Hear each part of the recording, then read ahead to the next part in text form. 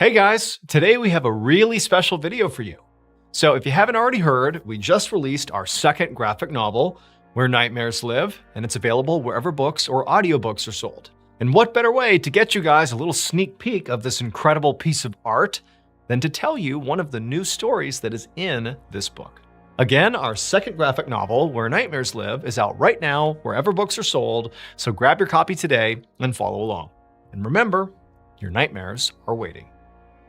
Today's story is a good old-fashioned ghost story. But before we get into that story, if you're a fan of the strange, dark, and mysterious delivered in story format, then you've come to the right place because that's all we do, and we upload once a week. So if that's of interest to you, the next time the like button has a big international flight planned, offer to buy them some snacks for the ride. But don't tell them your snacks are made entirely of Olestra and they're laced with laxatives. Also, please subscribe to our channel and turn on all notifications so you don't miss any of our weekly uploads. Okay, let's get into today's story.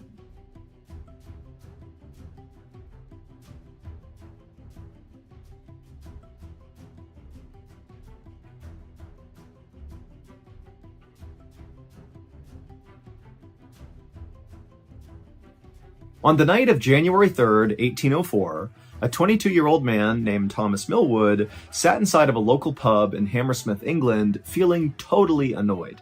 Now, normally, Thomas was a very upbeat and social person. He worked as a bricklayer, and basically every day after work, he would meet up with his friends at this pub. They would have some drinks and share stories and laugh. It would be a great time. But tonight, it was like everything annoyed Thomas, especially his friends. And as his friends droned on and on about the current drama going on in their town, Thomas finally had just had enough, and before he could stop himself, he stood up and slammed his beer mug down on the table, and right away Thomas knew he had overdone it, because immediately the pub went deadly silent, his friends all stopped, everybody's looking over at Thomas, and Thomas kind of muttered an apology, and then quickly grabbed his coat, he stood up, and just began walking like he was going to leave the pub. And the pub, again, is totally silent as he's walking, and then right as he's about to go out the door, his friends broke the tense silence in the pub, and they called out to him and said, "Hey, be careful out there." And Thomas just looked at his friends and kind of rolled his eyes and said, "Yeah, okay." And then he went outside.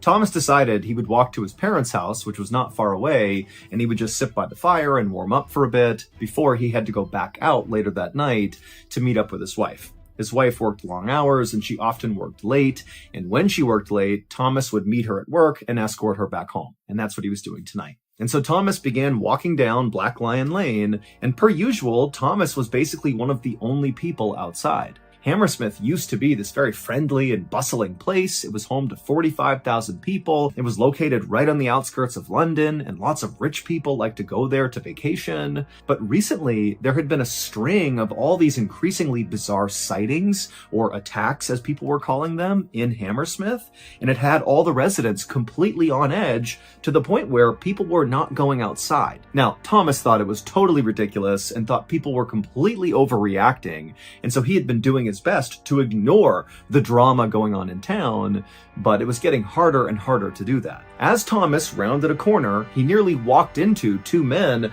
that were walking the other direction. And when Thomas looked up to say he was sorry, one of the men screamed, "Get back!" And he was holding a club in his hand, and the other guy had a pistol in his waist, and he had his hand on the pistol grip. Thomas instinctively threw his hands up to show he was not a threat, at which point the man lowered his club, and the other guy took his hand off his pistol, and one of them said to Thomas, "Hey, it's dangerous to be out here alone. You should not be out here by yourself." And then before Thomas could say anything to them, they quickly walked past him and disappeared around the corner. By now, Thomas was only a few houses away from his parents' house, and so he just kind of brushed off the incident and sped walked his way to his parents' house, kind of cursing the two men under his breath for their ridiculous warning about how dangerous it was out here. A minute later, Thomas arrived at his parents' house, and he walked up to the door, and normally his parents would keep the door unlocked. But when he tried it, it was locked, and then a second later, he heard his sister, Anne, inside the house coming to the door, and she called out through the door, "Who's there?"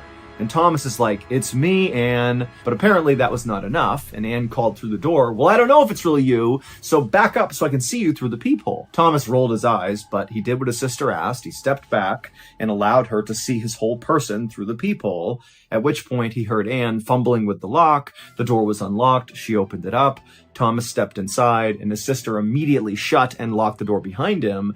And her first question to Thomas was, "Well, did you see it?" Thomas immediately wished he had not come to his parents' house to avoid talking about this stupid topic, but he realized that if he had gone back to his house, he likely would have gotten the same question from his mother-in-law, who lived with him and his wife. Because actually, it didn't really seem to matter where you went in Hammersmith or who you talked to, because the conversation was always going to be the same. It was going to be about these attacks, because the people of Hammersmith were absolutely convinced these attacks were being committed by a ghost. It all started about 2 months earlier when somebody spotted this mysterious figure lurking in the church cemetery. And Thomas thought really the hysteria should have stopped right then and there, because only a couple of days after the sighting, it was figured out that the figure was actually just the butcher's son. And he was just dressing up in women's clothes, walking around in the cemetery to scare his friends. It was a prank. That was it.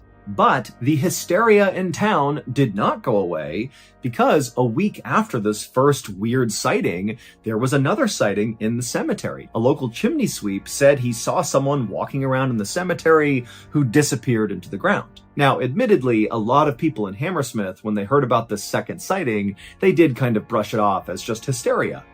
But it was after this second sighting that the so-called attacks began in town.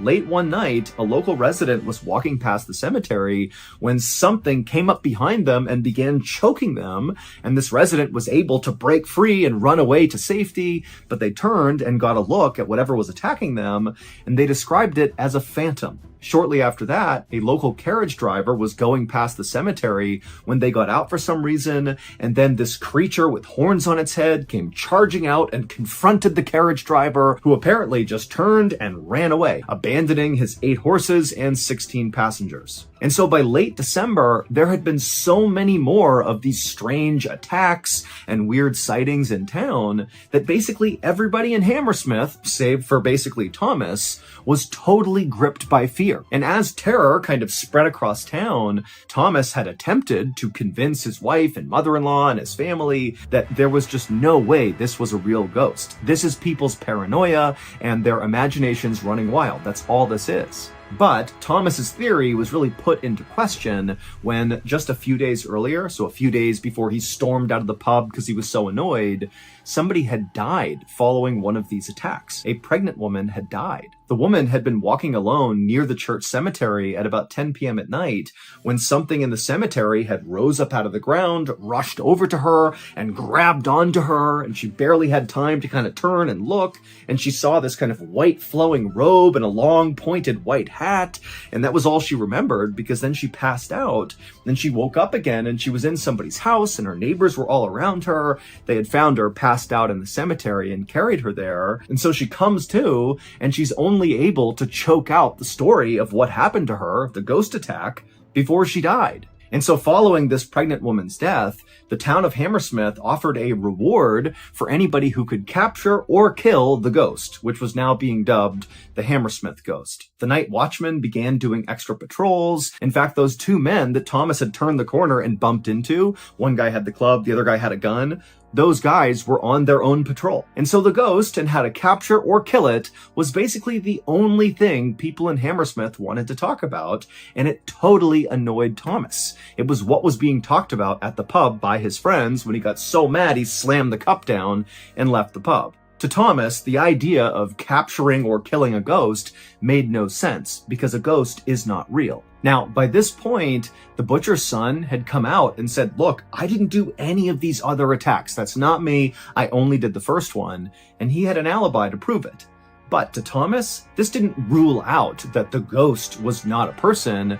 To Thomas, he just felt like, okay, then there's somebody else in town that's just copying the butcher's son's prank, except obviously they've taken the pranks too far because they've gotten someone killed. At about 10 p.m., Thomas was inside of his parents' house, sitting by the fire, just kind of beginning to doze off. And as he sat there, he thought to himself how little he wanted to go out into the freezing cold night to go walk with his wife all the way back home. He'd much rather just stay here and sleep for the night and let his wife walk home on her own. But when he floated this idea to his sister Anne, who was standing nearby, she exploded on him and was like, "Are you kidding me? You're gonna let your wife walk home alone in this environment? She's gonna be the next victim of the Hammersmith ghost. Get out there and protect your wife." Thomas was like, okay. And he got up, he grabbed his jacket, and he walked outside. As soon as Thomas was outside, he was feeling so annoyed at the current situation that he found himself thinking, you know what? If I run into that stupid Hammersmith ghost, the person disguised as a ghost, I'm gonna bum rush them and beat them up. And it will prove to the entire town that there was never any ghost. It was just a person the whole time. And so Thomas began walking briskly down the road. He turned onto Black Lion Lane, and immediately he saw this big bush off to the side of the road on the sidewalk, and he could have sworn behind this bush there was something or someone crouched down, like they were trying to hide. And so Thomas stopped and he squinted in the direction of this bush, and then at some point he saw movement enough to confirm to him that that must be a person back there, and suddenly it clicked for Thomas. That must be the person pretending to be this ghost. That's the prankster / murderer. There they are. And so without any hesitation, Thomas balled up his fists and just started sprinting towards this person.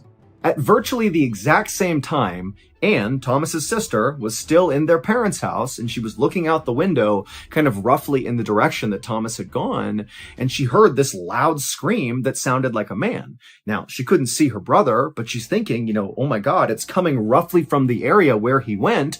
What if he's getting attacked by the ghost? And so she bolted outside. Just a couple of minutes after that, a big posse of men came tumbling out of that pub where Thomas had been drinking earlier that night and got really mad and slammed his cup down. So they come stumbling out of the pub, and they were being led not by the night watchman, who was amongst the posse, but instead they were being led by the town's tax collector, a man named Francis Smith, who looked totally disheveled and out of breath and did not look like the type of guy who would be leading a big posse. But here we were. He was leading this posse, and he took them down the road, and they turned the corner onto Black Lion Lane, and as soon as they looked down that same road that Thomas had been on and then seen the person in the bush, the posse, they stopped because they saw a body in the middle of the road, and it didn't appear to be moving. And then crouched over the body was this dark figure that was kind of hunched over this body. And the figure turned and it looked at the posse and let out this unbelievable scream. And the posse just kind of backed up and didn't know what to do. But then the night watchman broke ranks and just began sprinting at the creature that was perched over the body. And the watchman tackled the creature onto the ground and kind of pinned it there. At the same time, the rest of the posse, seeing an opening, rushed over to the body in the road to see if maybe they were alive and if maybe they could help this person. But unfortunately, when they got to the body, they could tell this person was dead. The posse believed they had just discovered the latest victim of the Hammersmith ghost and the Hammersmith ghost themselves, the black creature that the watchman tackled onto the ground. But they were wrong. When Thomas had rounded the corner onto Black Lion Lane and he looked into that bush and he saw that figure moving around, it really was a person. It was not a ghost, it was a human being. It was Francis Smith, the town's tax collector, and he was hiding behind the bush. However, Francis was not hiding behind the bush because he was pretending to be the Hammersmith ghost, like Thomas was assuming, which is why he ran after him. Instead, Francis was hiding behind that bush because he was basically laying in wait for the Hammersmith ghost. He was hoping the ghost would walk past him and he could run out and capture or kill this thing and get the reward. Basically, Francis was doing the same thing Thomas was doing. The only difference was Francis actually believed in the ghost and Thomas did not. And it was just Thomas's bad luck that that night he had chosen to wear his all-white work clothes, which to Francis, who's hiding in the bush, terrified and waiting for the ghost, he sees Thomas in these white clothes and he was absolutely convinced he was the Hammersmith ghost. And so when the two men spotted each other, they both attacked, except Francis had a rifle. And so when Thomas ran up to him to basically punch him in the face, Francis just raised his gun and fired. And the bullet hit Thomas directly in the face, which killed him instantly. But after shooting and killing Thomas, Francis had no idea that it was a real person. He was so jacked up on adrenaline that he did think he shot the ghost, but didn't know if the ghost was actually dead or not, and he didn't want to be alone when he checked, so he just turned and ran to the pub, gathered up the posse, and said, "Hey, I got the ghost, come on!" And they all ran back to Black Lion Lane, and when they got there, Thomas's sister, Anne, who heard that scream, she had made it to her brother's body, and she was the creature crouched over him, screaming out of grief. That's all she was doing. She had just found her dead brother and was reacting to it when the watchman tackled her to the ground. But luckily, the posse quickly realized this is not a ghost, this is Thomas and his sister, and so his sister was not harmed. And so, on January 11th, 1804, Francis Smith was found guilty of murder and sentenced to death. But 5 weeks later, the King of England would pardon Francis and shorten his sentence to just 1 year. The Hammersmith ghost incident was debated for more than 150 years, and ultimately it led to a modern-day ruling that says a person is allowed to use self-defense if they truly and reasonably believe they're in danger, even if they are wrong about the danger they face. The true identity of the Hammersmith ghost, not the very first one, which we know was the butcher's son, but all the other instances, all the other attacks, well, it would turn out it was the town's shoemaker who would confess to his crime following Thomas's murder. He would tell people that the only reason he did it was to get revenge on his apprentices who had really badly scared his children by telling them ghost stories.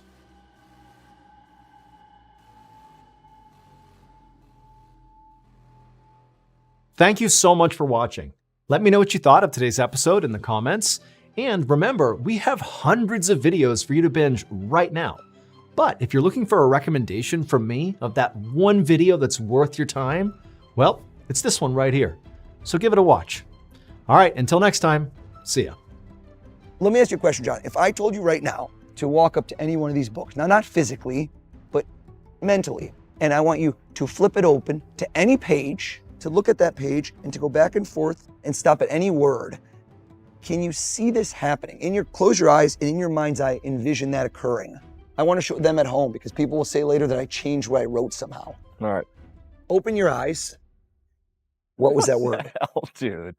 This is not staged. This is crazy. I'm blown away. All right, welcome back to Storytime with MrBallen. This was such a hit on the last episode with Tom Segura that we decided we would do more. And today's guest, I gotta be honest, they're gonna blow your mind. Seriously, I went into this experience sort of skeptical. I mean, the things this person does are sort of impossible. I mean, he goes in front of these audiences, which include huge celebrities and professional sports teams, and effectively reads their minds. He certainly blows their minds. And he does it under so much pressure, and he nails it every time. And so we asked him on the show. He's got some amazing stories, and he also truly I have something written on my hand right now that has to do with one of the tricks that he pulled on me, and it's just, I can't believe how this episode went. So really stick around. He's an amazing guy and just a master of his craft. He's gonna blow your mind. So without further ado, let's get into today's episode.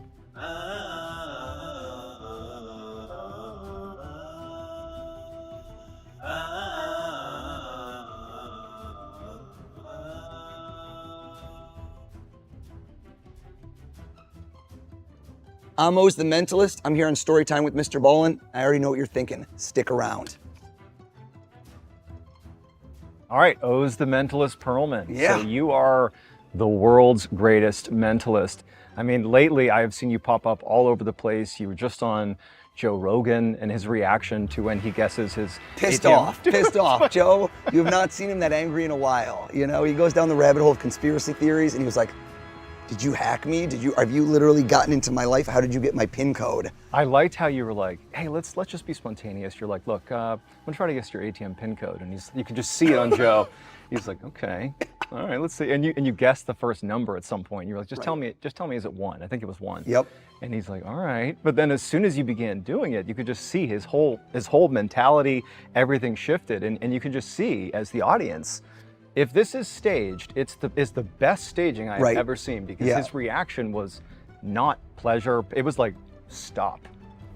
How'd I do, Joe? Is that your ATM PIN code? Yeah. That's weird. I'm skeptical because I've got that pin code in the mail. You know? People loved seeing it because with Joe, he is the ultimate debunker. Yeah. Are we in agreement? Like, no one's going on Joe Rogan and telling Joe what to do. No. On the biggest platform in the world, that he is the boss, and he didn't know what was going to happen. And I think that's what captivated the public. Is if you would have been amazed, that's one thing, but he was angry and a little scared. So tell me, like, what is a mentalist? Right. Because I've looked it up. Yeah. But that doesn't really accomplish the task here. I want to hear from you. And secondarily, how does one know they have the skill to be a mentalist? So a mentalist is a form of magic, right? Okay. This is not in the world of psychics and supernatural. That's not what I pretend to do. I completely make sure that I go out of my way to ensure people understand I'm not claiming to be a psychic. I'm not supernatural. Instead, I have a series of skills that I've developed, kind of like an arsenal, tools over decades of learning how people think, and it's grounded in magic. So everyone knows what a magician is, right? You can go to an 8-year-old, they've started to see magic tricks. And when we watch magic, we understand that we're being fooled with our eyes. Somehow this person knows how to do things quickly or to distract me so they do something somewhere else, right? When you cut the woman in half, spoiler alert, guys, I'm not trying to ruin Christmas. There's no Santa Claus. You're not really cutting the woman in half. Somehow you're deceiving me with an illusion. That's the name of the word. That's really what it's called. So magic is all about misdirection and fooling the eyes. This is a specialized subset within magic where it's magic of the mind. Very different. I'm not fooling your eyes because there's no fast hands. There's almost no props. I can show up. I had a show last night in Toronto. Came right here from the airport where I did a show. It was a smaller group, about 400 people, and I show up with nothing. I have a pad of paper and a marker, which if I don't have with me, they can grab for me. Yeah. The show isn't props. I'm the show. And so what I've learned to do is know how people think. And by knowing effectively how people think, I'll know what they think. And I'll present that in a very entertaining, fooling, and hopefully memorable manner. So mentalism is psychology, misdirection, deception, influence. It's all these different skills baked into one cake. And is this something that you always knew you possessed? Some skills that ultimately crystallized and became you being the world's greatest mentalist. Right, thank you. Did you have moments in your life before this became a thing where you're like, I have these innate skills that I Sure. could refine, but you knew you had them? Or is this something that people could be taught? Absolutely, people can be taught. So this is Really? a learnable skill, but I would liken it to musical talent, which is innate in a sense, which is you could probably learn to play the piano and do a certain number of songs. Like my 9-year-old plays the piano. If I continued practicing every day for a year, I'd probably get better. But what if I practiced for a decade? Would I ever be good enough to play at Carnegie Hall in New York City? I don't think I would. I think that it's not in me, that innate, God-given gift, whatever you want to call it. You can develop the skills, but will you get to a certain level, there might be a ceiling. Sure. So that's the best way to describe it. I have a gift for it, and I've also been very, very persistent, and never underestimate the power of persistence, because mentalism has a steep learning curve, and most people don't have thick enough skin to get through the times when you suck. So Yeah. magic can be practiced over and over and over in a mirror, and you can improve because it's move-based. It's kind of like playing golf. If you practice your swing, hopefully by the millionth swing, you're gonna be great. You might not be Rory McIlroy or Tiger Woods. With this, the only way that I can get better is by doing it for an audience. Do you see what I mean? You can't practice guessing what people are gonna think without people. And the first few 100 times you do it, you're gonna eat, pardon my French, you're gonna eat shit. Like you're not gonna be good. There's very few mentalists that started good. And so what tends to happen is you perform, you suck, you go, oh my God, that was painful. I don't wanna do that again. I don't wanna experience that suffering. So I did much more magic for years. And then I started dipping my toes in the water of mentalism and then doing a little more and then doing a little more. And then I was on a show, if we like rewind my career, there was a moment where it was like a fork in the road where I was on America's Got Talent. Of course. Changed my life, and I rebranded myself as, instead of like, we quote unquote, O's the magician, I became O's the mentalist. That's how I literally monikered it, because now I differentiated myself from others and decided I'm not doing magic anymore. That was like the crutch. I just started doing just mentalism. That's interesting. I think one of the things that I've noticed about you and your rise that's currently up and to the right, you really are Thank killing you. it right now, is in a way I feel like I can relate a little bit to the pressure that you put on yourself, and I'll give you some context.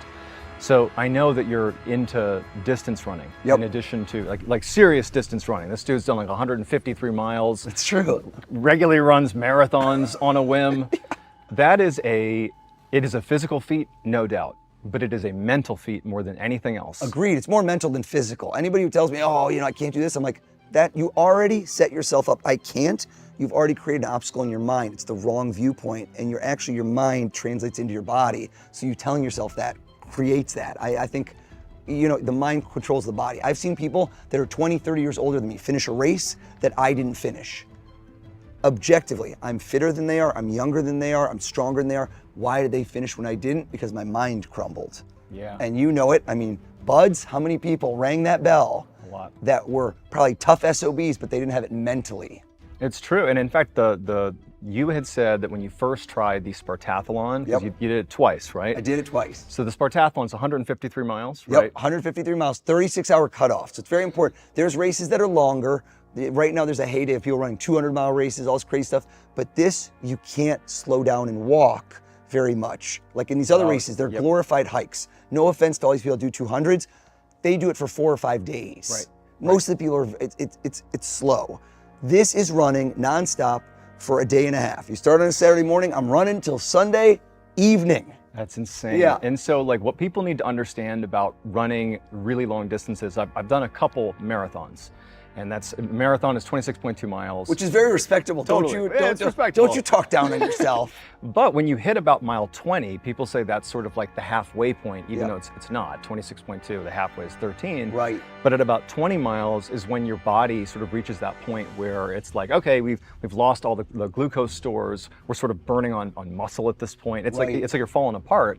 And I remember when I ran a marathon and I hit mile 20, it was like, I can barely move and I have 6 miles to go. Right. So for anyone that's even thinking, 153 miles, you just suck it up and go. That's not how that works. This is like a mental test of magnitudes you may not understand, but you had said if the first time you did the Spartathlon, you did not finish. Didn't finish. And you knew as you're running along, you're like, I'm not gonna finish this. Right. And you're writing the story in your head that you're like, how am I gonna spin this to the people that, they expected me to finish and I didn't. Yes.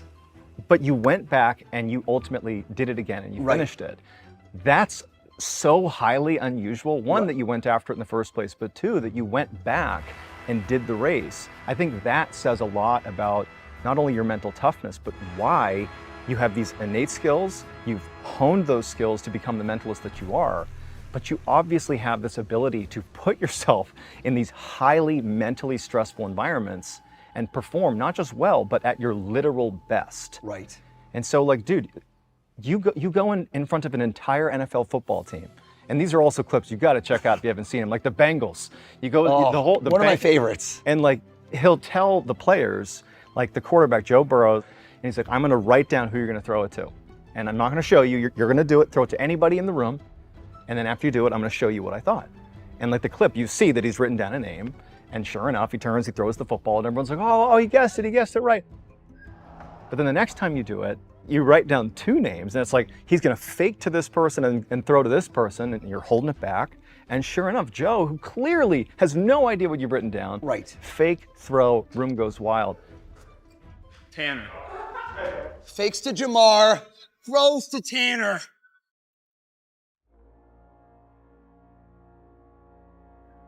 How do you put yourself in that position consistently and just stay calm enough to do those things when the outcome's binary? That's so stressful. How do you do it? So I think your mindset, and this is where the ultra running and the mentalism go hand in hand, and I think each one has improved the other. Truly, there's physiological things involved, which being able to be calm under pressure, that calmness directly creates the success in the situation, which is when you start panicking, those chemicals that flood through your body can indicate to other people, the same way that animals can smell fear. They can literally smell fear. I think we still have that hardwired in us. We are still animals in a sense where we don't trust our instincts, but we can feel it. Like right now, if somebody walks in the room, even if you don't know that they're there, you have situational awareness where you can sense somebody walked in. How is that, right? It's not sonar. There's something in you that I don't know how we explain, that's a sense that can indicate danger, which I'm sure you've had. You can sense on high alert and something floods you because that fight or flight. So in those situations where it's do or die, not literally, but if that screws up in that room, there's no safety net. This football team didn't walk in and get set up and say, hey guys, act excited for this random dude. No. Joe Burrow, the funny part about that clip was the day it dropped, the day before he signed the most lucrative contract in NFL history, $275 million with some obscene number that was guaranteed, like $184 million, fact check me. So the best comment, the comment that run up the most was go, dude, he clearly paid this guy to do it. And then my comment under to this guy was, bro, I wish I had enough money to pay Joe Burrow off to pretend to do this. And it got up like 10,000 times because it's so comical. It's like, how do you think? Right. The behind the scenes on that, by the way, is great because Joe is very shy. He's a great guy, but I had no time with him. And when you go to these football teams, there's a series of people that are intermediaries. I'm not talking to the players. No. There's the PR team, the communications team. These are organizations. And they say to you, that person doesn't want to be involved. And so I say to them, you know, with all due respect, I'll see who wants to be involved. I say yes, but when I get in the room, my job is to convert no's into yeses, where some of the people that thought they wanted nothing to do with me, I'm gonna win them over. And the Joe Burrow thing, yes, there was an amazing trick, but getting somebody who, when they sat down in their mind, said 100% no, I'm not getting involved, and then having them not only say yes to what I was gonna do, buy in, but then have a monster reaction that's since been viewed hundreds of millions of times and helped change my life. That same thing, that set of skills on how to win people over, influence them, is applicable to everyone in every facet of your life. It works in business if you're doing sales. It works in relationships, whether it's people you know closely and you want to create deeper bonds, or whether it's people you want to win over, whether it's like a romantic sense, friendship sense. It's how do you meet people and connect with them in a deeper way and get them not only to like you, build rapport, but both of those two things are to do what you want them to do. Not in a nefarious way, but think about it. I'm a parent. I'm trying to win my kids over. I'm selling them all the time my ideas, which is, please do your homework right now, even though you don't want to because there's better things to do. How do you convince them in an effective manner? And that is a form of mentalism, which is knowing how people think and using it to your advantage. That's what I'm doing all the time. And those are the skills you can apply. Going back to what you said with Joe Burrow and all these situations, I have used the running to calm myself and to not think of the finish line, which is when you're at 20 miles and you're miserable. It sounds like 6 miles is so little. It's just 6 miles, man. You've done a 10K before, but in the moment, every step hurts. I'm miserable. I'm puking. I feel terrible. I want to be done now. I want to be on a couch eating ice cream now. What the hell was I thinking doing this race? I am not a superhuman. Like literally, it's the same way that a friend of mine, David Goggins, will say, I don't want to be out there running in the rain, in the cold at 4:30 a.m. But the fact that I don't want to do it is why I'm doing it. Because that's where the real training hits. The moments where it becomes hard is where you learn who you really are. When I'm sitting here talking about running, it's easy. Oh yeah, it's fun. I want to get to the moments where I'm in the deepest, darkest place and I'm asking myself, questioning, why am I doing this? Don't want to do it and I still persevere. That's where you become stronger. It's where you tear the muscle and grow it back stronger. And those skills have allowed me, when I'm in those pressured moments and that ultras are like something I stand on, where I'm completely calm and I'm very aligned and I'm not going to panic. So the people around me see how calm I am and I can still keep them within my control. What you're doing is so stress-packed, almost on purpose. Right.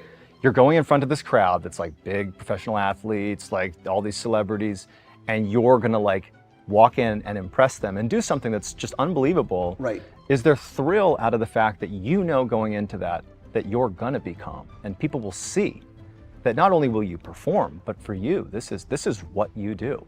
Do you seek these moments out because that is empowering for you?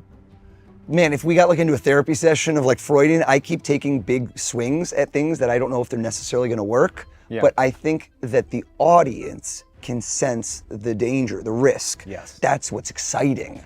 And so you can feel the excitement through the camera. It's what captures you. Because I don't know, I can't explain it. It's the audience can know internally that this might have gone wrong and it didn't. And that's why you get the big reactions.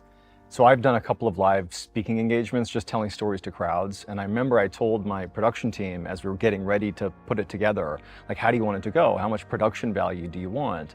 And I said, I was like, I need the first time I do speaking engagements to be basically just me and a microphone. I want it to be a pure experience because I need to prove to myself that like, I can deliver something that's really engaging without any props, without anything, just me. Right. And it was like the sense of, I almost hated myself for doing this because you're setting yourself up, right? I'm gonna walk out in front of thousands of people, me and a microphone. I've never done this before. Right. It could go horribly wrong. But it's like, I almost felt like the only way to do it was like full send commitment, like commitment to the bit. You have to. And I'd go out on stage, and with that sense of commitment, I was able to easily do these shows. Yeah. And I think for you, what I see in all these clips of you just like blowing people away, honestly, more than the bit, it is this sense that you are completely committed. And even if it goes wrong, it's like somehow he's gonna spin this. Right. He's got full command of the room. People love when it goes wrong. So there's that level of why are those traffic jams where you're like, why was there such a traffic jam? The rubbernecking, right? The human instinct that's in our DNA of liking to gossip and liking to see what's going on with them. Oh, look at that car, holy crap, right? Everyone does it. We're all slowed down. We're on the freaking BQE, and what just happened? Why is, like I-78 is jammed up because one jerk was texting. Yeah. And we have to watch that. So that same approach is, again, hardwired in our DNA. So in my show, I'm very keenly aware of moments where I can create stress, confusion, or light chaos. And I can make it so that you forget the things I want you to forget. And then I put the camera on the things I want you to remember. And during the moment where you're recounting what happened, I'm telling the story that you're going to remember in your mind. People don't realize that memory is malleable. So we think of his memory as the same thing as this camera shooting me right now, that we could rewind, play back, and it's immutable. It never changes. It's on camera, right? It's not. People remember certain things, and they are typically related to emotion. So I'll give you a great example. Eyewitness testimony, which you know more than anyone, is inherently unreliable because when people's cortisol levels, adrenaline, they're in a moment where they just saw the shit go down, their body floods with these emotions and all of these things that they're not used to encountering. For most people, they're not into those situations that are high stress. And now suddenly a face, a color of hair, a height, all of that stuff that's captured in 1 or 2 seconds can be changed, especially if you're interrogated later and asked questions and the investigator uses leading language, right? So when you saw this guy who was like 6'2", 6'3", did I see? Well, I kind of maybe, right? You can start to change what they have, right? Imagine you do a watercolor painting and it's not dry yet. I can start to change what you painted. I'm narrating the story that you will tell the next person about me. And I will get rid of the parts I don't want, just like an editor clips sections out. And I have it so your memory only remembers the things I want you to tell or the story you tell, because the story you tell about me is what continues. It's what makes me memorable. And anyone that ever walks into a room and is the most memorable person in the room will achieve their goals the most effectively. Just think about it in your head. When you've gone to a party or an event and you've met someone, there's always at an event when you go home and you're talking to your wife or you're talking, like, man, did you meet that guy? Yeah, was he? There's always a person who stands out. Sure. If it's a good party. Otherwise it sucks for you, like everyone's boring. But what made that person interesting? Now, I think in a lot of instances, it's the fact that the person who's very interesting isn't a big talker, but they're very interested and they bring out the best in you. And you feel like, man, they were so interested in me and they give good stories. And they ask me questions I'd never been asked before. And that kind of elevates a certain level in you where you get excited to be around them. Some people have a natural charisma and you analyze, what is a natural charisma? What is it that they do when they walk in the room? They approach with confidence. They typically approach not a direct thing. So another thing that is very important, body posture, body positioning, and how you walk up to somebody you don't know instantly puts you at ease or makes you feel ill at ease and like they're intruding your space. If somebody walks up to you too close, whoa, bro, what are you doing? Chill out. If somebody approaches you quickly and they're talking and they're not slowing down and you don't know when they're gonna leave, then you start getting this feeling of, oh God, am I stuck in this conversation for a while? Versus, and I learned this doing restaurants when I was a kid, if I walk up to you at an angle and it looks like I'm 1 foot in, 1 foot out, and you're seeing one of my eyes, which is again, the way animals react, instead of head on, which scares them, but at a sideways. And if I give you a time constraint, which is, oh, great to meet you. And for me, performing magic, people might not want me there. They don't know who I am, especially at a restaurant where you're having dinner and you're like, who is this kid? And I was 14, and do I have to tip him? Oh my God, do I have any cash on me?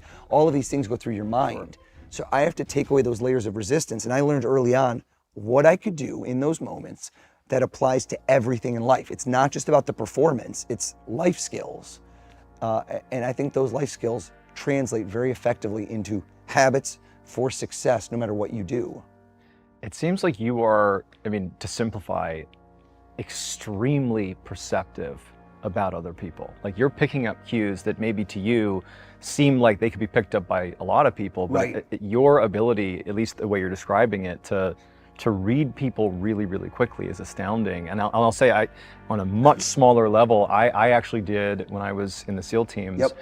I did a lot of the speaking with locals. Basically, we'd be on target, and then at the end of whatever conflict we were in, there'd be an opportunity to speak to people that were in whatever village we were in Afghanistan. And truthfully, you're basically talking to the men, Right. and you're trying to discern if they were just shooting at you or Right. they weren't. And it's really hard to tell. Right. And a lot of times, even with the interpreter, a conversation's not going to get you there. No. You're really just trying to gauge how they view me. Intuition and instinct go a long way, right? If you have a gut feeling, you have to trust it. Then try to verify it. But if you get that gut feeling and you ignore it, like, you know, that like tickling of like, this doesn't feel right, I'm sure in your situation, that's life or death. Yeah, I mean, this was like relatively safe, you know, Yeah. so we're safe at this point. But a lot of times I would pick up very quickly if someone was just positioning themselves in a sort of adversarial way. Like, I'm sure, I'm speaking to the guy who knows this stuff, Yeah. but there's a way you stand if you're almost sort of seeking a level of conflict with the person you're with. Right. If you're deferential, you're sort of positioning yourself in such a way. But like, I'm coming into the room, I'm decked out in like special operations gear, we've just secured the target, and I'm talking to you. And if you're gonna stand toe to toe with me Right. and like look me square in the eyes, pretty much immediately I'm like, well, this is a combatant. Right. You know, whereas other people, maybe they're scared or whatever, but it usually comes off very quickly. And then the conversation, to be honest, it wound up being like irrelevant. It's the first like 3 seconds that I'm with somebody. And so for you, I mean, I have no idea if that relates, but are you like reading people and that's basically your tell? Or are you constantly evaluating people, whether it's during a performance or not, like in your life? Yes. Are you constantly evaluating? Like, how does that work for you? So thankfully the stakes are much lower for me, so I don't ever want to put myself on the category of a Navy SEAL defending our country. It's like what I'm doing is entertaining people. Sure. And the skills don't generalize. So the next part is people just say, well, if you're this good, why aren't you just winning millions of dollars playing poker? Oh, why aren't you interesting. like catching, you know, killers? So it's because, again, this is under the guise of entertainment and the skills don't generalize. Very clear cut. Guessing, I'll give a great example. I'm gonna do this in a moment. But if I were to ask at the table and we're playing poker, Yep. just look at why don't you know the cards right? Because I have a series of things that I do, procedures, to narrow the options down and figure out what you thought of that involve me being in charge. Interesting. Watch this. Let's just play a fun game. Okay. Picture now a card trick. Right now, if I had a deck of cards, and I don't even have one, I could probably get one out of a bag. And you I don't can have a deck imagine of a cards. deck of cards. Right? You've never seen a deck of cards today, have you? No. No. So when I was a magician, we'd have to have a deck of cards right now. And I would do the old pick one card, Sure. and you'd put it back and I'd find it. Right. But I don't have a deck of cards, so let's just pantomime this, because mentalism is about thoughts. I give you an invisible deck. Okay, got it. You mix them up, John, Okay. shuffle them up. Let's see the skills, okay? And now All right. you take those cards, and I want you to do this. I want you to spread them out in front of you. And spreading them out in front of you means you can see all 52. Yep. And you can make a conscious decision, which some people would say later, well, he somehow influenced you. He used certain words, maybe used certain hand gestures. Something was already planted in your mind Okay. so that you would do my bidding. Okay. So I want to make this even more impossible. Take the cards and close them up again. Give one more shuffle just to be safe. I love it. And now you're going to spread them face down, which means you can't see them. All right. Which means that right now, if I told you to reach down and pick any card, there's no way that you could be influenced, because you don't even know which one it is now. I want you to slowly reach down and maybe go to grab one and go, nah, doesn't feel right. And you maybe jump to another one next to it or this one. Just grab one card at random. Now, before you turn over, you grab it out. Okay.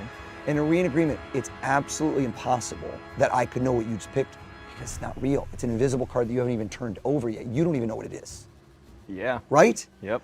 So you drop the rest of the cards away, gone, and now something happens that's interesting. You turn the card over, you look at it. Okay. Okay? Okay. Hold it up, and I want you to picture that card right there. Can you see it? Yep. Now watch. I didn't influence this in any way, did I? This is your own choice, 100%. 100%. And I say to you, hearts, diamonds, clubs, spades, there's all the 4 suits, there's the high cards, the low cards, all of these different cards, and you had said earlier, blackjack, poker, look at that card.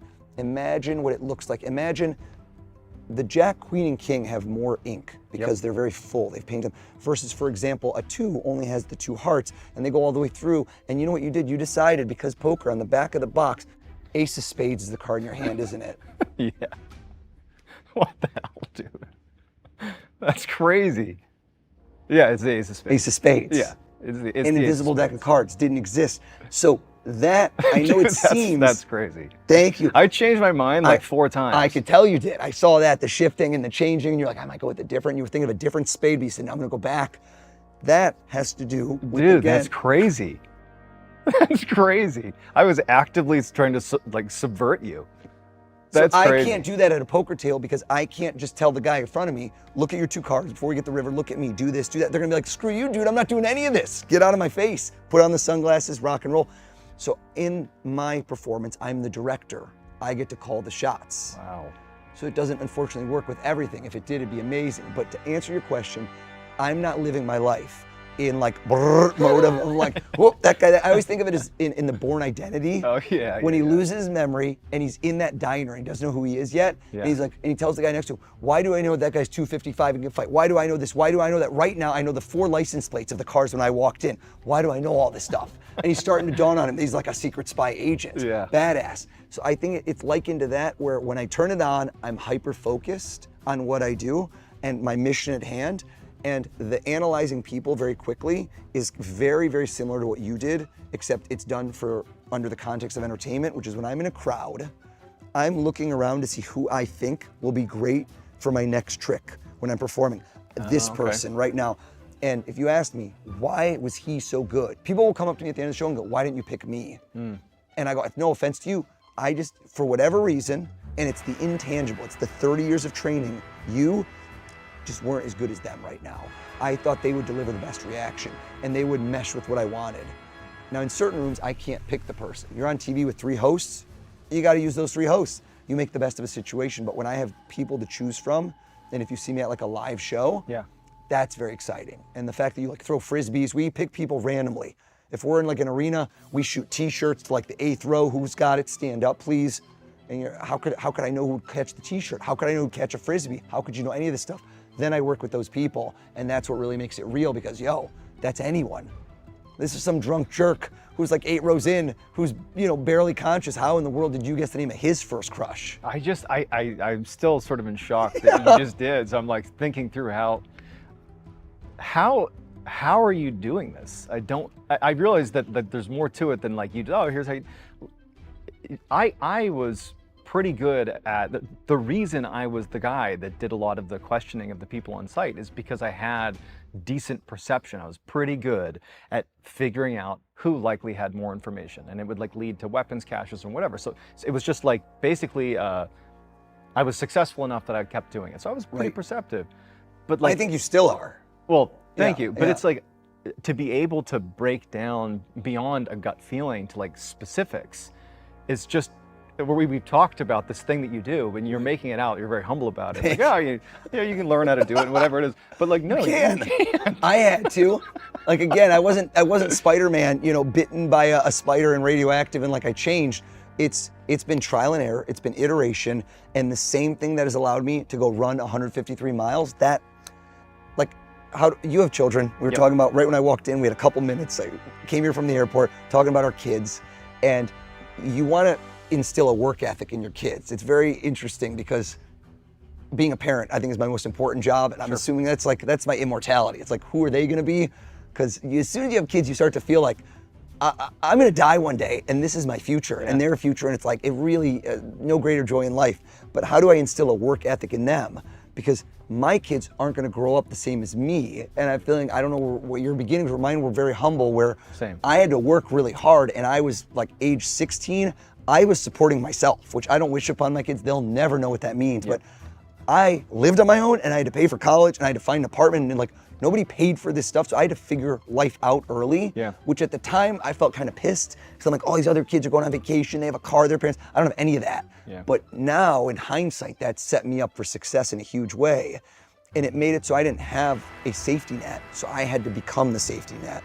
And I think that there's a level of that toughness you have to either create in yourself, if it's not, and a lot of people are gonna have it, because a lot of people listening to this are, hustling, and they might not have any of these things.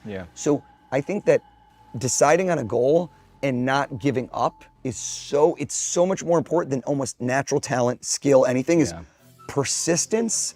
And you saying like, oh, I can't do this, there shouldn't be that word in your vocabulary.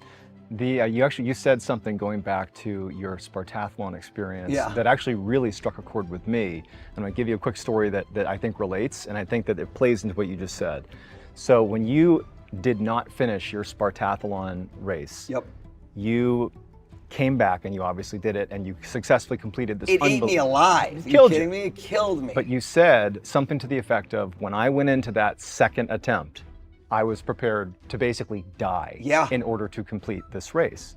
So for me, I've had exactly that experience one time, and it changed my life afterwards. When I was in SEAL training, everyone thinks the hard part is at the beginning of training. The famous sort of like hell week, and you're running around on the beach, and you're beat down, and you're tired. That's bad, not the hardest part. The hardest part comes about halfway through training. It's a 6-month-long course. Halfway through, you're in the underwater phase. And by this point, statistically, virtually everybody in your class is going to graduate, despite the difficulty of this test. It's the moment you all are literally forced to have this moment. And it's horrifying.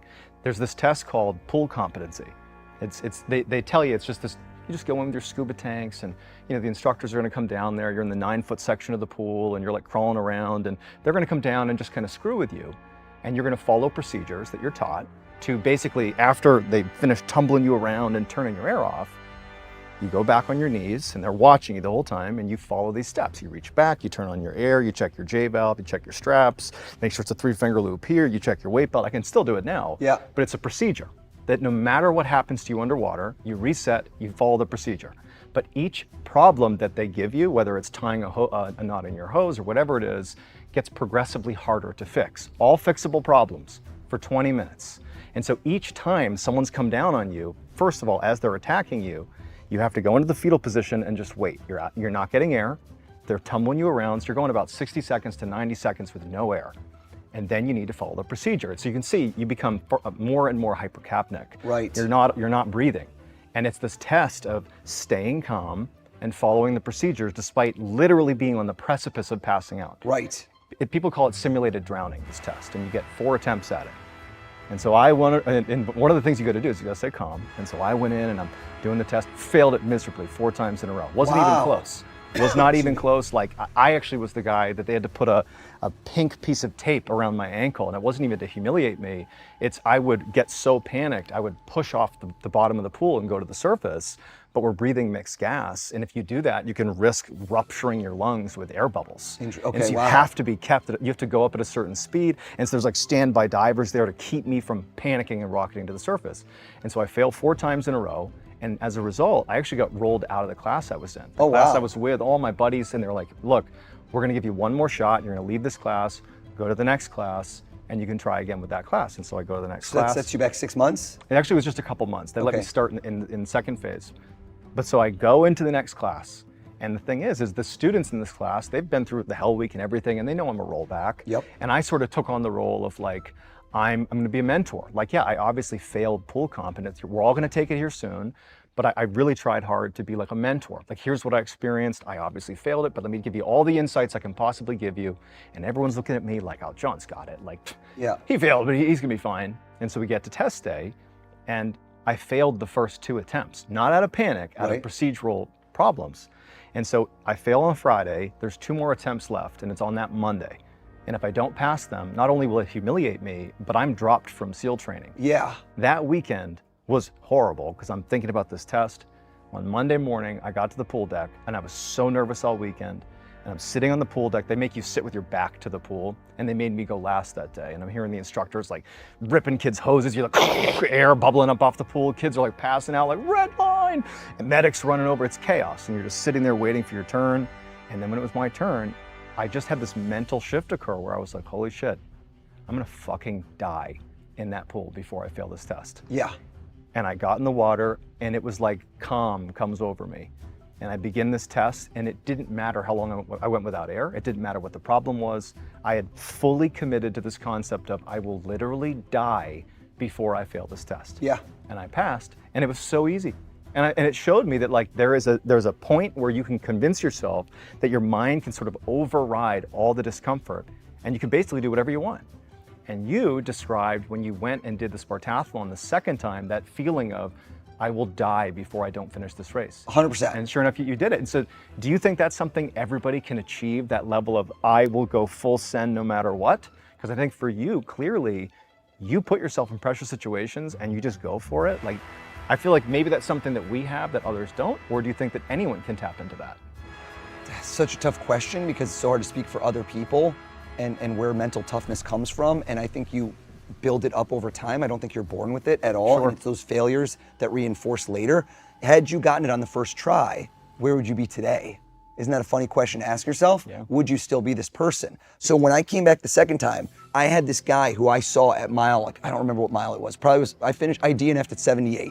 But it was this bald dude. I think he was like from Eastern Europe. And he's wearing this thing, and we're in the middle of the night, and I'm a wreck. I'm a wreck, bro. Like, just been puking maybe 100 times. And now I'm writing my DNF speech, which in the parlance of ultramarathoning is did not finish. They don't write a time next to your name, they write DNF, which is so embarrassing and just kills you. And so I've already written my speech, what I'm gonna tell my wife when I went to Greece and spent all this money, and my friends who were like, dude, how'd you do on that race? And you gotta eat it and tell everyone, well, you gotta have that story of like, I'm gonna learn from this experience and I'm gonna come back stronger, like all that bullshit that no, you should have finished. And so I see this guy and I'm already talking all this stuff like, oh man, I don't have it today. We're at an aid station together, middle of the night. We haven't slept all night. And this guy looks at me, he doesn't really understand English. And his eyes, he's these crazy eyes where they're open. I'll never forget it. He looked at me and he goes, if you cannot run, you walk. If you cannot walk, you crawl. But you never stop. Like a psycho, like a zombie apocalypse. And in the moment, I couldn't digest it, right? I couldn't take that and bottle it up and shoot it into my vein. But slowly after I left, it haunted me. Yeah. Because this guy, like what he had in his eyes is what I need to have the next year. And so that like slowly worked into my DNA. And when I got there, I was you on that attempt. When I started, there was no doubt. There's no doubt. Yep. I am finishing this thing no matter what. And when the voice enters my head that says you aren't finishing, hey, what are you talking about? You don't exist. Gone. We go right back to the mindset. I'm hardened steel, titanium, where I'm finishing no matter what. And if that means I'm walking the next 24 hours, puking with a splint on my leg, I'm finishing this race because now this is life or death. That's incredible. Yeah, it's funny. I rarely meet people that have had a comparable experience to what I described with pool comp, but it's so clear, like for you, this is like a defining moment. And so if people understand that in their own lives, that if your thing is, oh man, I really want to start a business. Oh man, I really want to run a Spartathlon or be a SEAL or whatever it is, whatever someone's goal is, however big or small, if the stakes were as big as they could possibly be, you could do it. Right. Or you could die trying. That's the level of commitment that some people need to understand goes into success. It's a compounding effect. Right. As soon as I became a SEAL, it showed me that I now have the capacity to set big goals and achieve them, not be someone who claims to want to do things, but then write the DNF story of why I never actually did it. Right. And that knowledge, that exact way you said, the knowledge that you did it now changes the way your mind is wired. Because now you go, oh my God, what else could I do? And now if I set my mind to it, you start to believe in yourself in a certain way, and that becomes self-fulfilling. So I think for whatever people do, again, if it's inspirational messaging, like my book is designed to be motivational, but it's designed to be action oriented. Like I want to teach people. Actually, I'll hold it up while you're talking. How to take action. So like literally the words I used, and I thought about this a lot, was proven habits for success, because a lot of people think you're gonna get this book is that I'm gonna teach you magic tricks or mentalism tricks. And the real talk is you can find those elsewhere. So the book is not gonna teach you tricks. I need everyone to know, because they're gonna buy it and be like, dude, where do you teach me what Joe Burrow, how the hell does he throw the ball? I go, I'm not gonna teach you how I do the tricks, but knowing what somebody who might have control of your life, knowing when to approach your boss, what to say, and how to get the raise that you've been working for the last 2 years, what if you could do that and up your chances by 10, 20, 30, 40% of doing that and getting them to do what you want? That, to me, is worth a couple bucks. That's worth your time, which is even more valuable than the amount of money for the book to read it. And we got a lot of fun stories baked in there as well from my crazy life. This book really captures the essence of someone who has put themselves in highly stressful situations and persevered, and they've lived a life of basically pretending that everything is a must succeed. And how to basically, harness your mind and in some ways, learn how to read other people and influence other people. But this is a very powerful, I'm going to call it a self-help book, because to me, this is like practically a Bible of how to motivate and how to be the best version of yourself. So this is an amazing book. You got to check it out. Read your mind. Your fellow Navy SEAL, David Goggins, gave me the quote on the top, which says, learn to master the most powerful weapon, your mind, which encapsulates what the entire book is all about, which is your mind controls your success. Whatever success is defined for you, which for everyone is different. Maybe it's monetary, maybe it's romantic, maybe it's want to have kids, maybe it's like, I just want to do something I'm not doing now. And how do you get from step A to B to C? And I know that sounds so silly, but in almost every instance, other people are involved in that journey. And my whole training has been how to win over people, how to know what they're thinking, how to influence them, right? How to get rid of the fear of rejection and failure, which is a huge part of my book, which is mostly what holds people back. That is such a huge factor. And I learned that at a young age, doing like restaurant magic and all those little things I learned how to iterate and improve. I want to give you decades of the mistakes I made, but I want to distill out of them what you can do to fast track your success. That's amazing. This is awesome. Let me ask you a question, John. If I told you right now, okay, the book is in your hand, and I were to ask you to flip to any page you wanted, impulsive, spontaneous, in my book, any page you wanted, and look at it and then pick any word, and then I try to guess the word. On the surface, that seems crazy, right? That seems amazing. Yeah. But I'm watching this like somebody at home, and I want to go to the skeptic, not the normal person, but the outlier, the 1 out of 100 who goes, yo, but he wrote the book. I wrote the book. So what if I have a photographic memory? What if I know it's on every single page? And if I could see what page you're on, I could see, right, that could have happened. That's a plausible but very improbable solution. So what if instead of doing that, because this is my book, right? Can we just see this room? This is, for, by the way, shout out to your team, sick. The setup here is incredible. It is pretty good. For this interview, amazing. I've been in a lot of interviews and this might take the cake. All right. Hundreds and hundreds of books, probably thousands. Yeah. So if I were to instead ask you to walk up to any one of these books, now not physically, but mentally, if I would have said, walk up to any book in this room, grab it, walk up, and I want you to flip it open to any page, to look at that page and to go back and forth, and my eyes are closed, to visit and stop at any word. Can you see this happening? Close your eyes and in your mind's eye, envision that occurring. Did you just play it out? Yep. Okay. Open your eyes. Be honest, right? These people trust you. They've seen you for years. This isn't staged. This isn't set up. There is no conceivable way I could know what you would have done. You didn't even know what you were going to do before I asked you to. Yeah, fair. When people flip, some people will find a specific page that has a meaning to them. Like maybe a kid's birthday, maybe it's January 24th, so you go to 124 to be fun about it, or some people just flip to a random page. Now watch, I watch to see the reaction. I don't think you got nostalgic. Personal reference, the page you picked, it doesn't have a meaning to you, does it? No. I didn't think so. I didn't see it that way. I also see it as when you just flip, you go, stop. You were quick, you felt rushed, so you rushed. I could see it, you feel a little tense. So some people would, and they would have gone longer in the book. Again, you don't have to tell me this. Do we have a marker? Do we have something we could write with? I have a pen. A pen? Okay, I'm gonna close, is that your pen? It is my pen. Okay, I'm gonna close my eyes, and I want you to do this close to your body and on the palm of your hand, and make sure there's no way I could see this and there's no camera behind you. Does it write? Does the pen write? Yep. Okay, I'm gonna close my eyes. On the palm of your hand with no camera, nothing behind you, write as big as you can what page number you went to in the book. When you're done, blow on it, put it close to your chest. Nobody could have seen that, correct? Correct. Okay. Can I open my eyes? Yep. My gut says, again, I'm fishing. Did I get a bite? Yes. I reel it in. I think you went with an earlier page. My gut says, because I was seeing what you would do, I think it was 2 digits. Now I ask myself, look at the smile, the laugh, I might as well said yes. So I keep going. It's so unlikely that you would have done the first 30 or 40 pages because it's too, you can't even flip the page. You open a book and you go, it's already off your thumb before I've even got to page 50. So now what feels like a number that's got like some text, but not, and I think that you would have done right the backward hat, couple buttons open, showing some chest hair. He's more of an odd type of guy than an even. You're not a by the book. I think you might have thought of the number, chuckled, and been like inappropriate. So you wouldn't have done 69, even though it's so funny. You did 67, didn't you? Can we see your hand? Is the number 67? Yeah. Dude, that's insane. What, dude? How? Any book, any page, but any word is near infinite. I don't want you to write anything. People are gonna say he's got a trick hand, he's got a trick pen. This is your stuff. Yeah, don't this write is down legitimate. a thing.